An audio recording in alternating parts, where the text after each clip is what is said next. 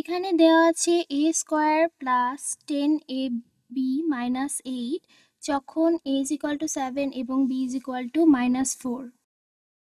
আমরা জানি a is equal to 7, অর্থাৎ আমরা রাশিটিতে a স্থানে 7 এবং b এর স্থানে -4 বসাবো।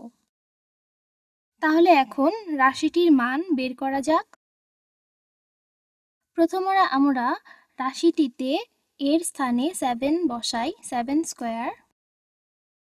এখন আমরা b এর স্থানে -4 বসাই প্লাস 10b, b এর স্থানে -4 বসালে হয় প্লাস 10 ইন্টু -4 মাইনাস 4 মাইনাস 8। এখন 7কে বর্গ করলে হয় 49, প্লাস 10 এবং -4 গুণ করলে হয় -40।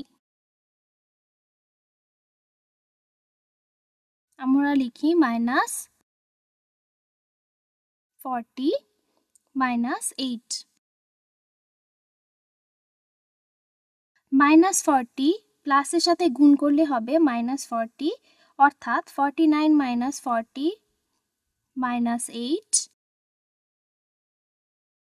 এখন 49 থেকে 40 বিয়োগ করলে হয় 9 এবং 9 থেকে 8 বিয়োগ করলে হয় 1। আমরা লিখি 1। এটি হলো রাশিটির মান যখন a is equal to 7 এবং b is equal to -4।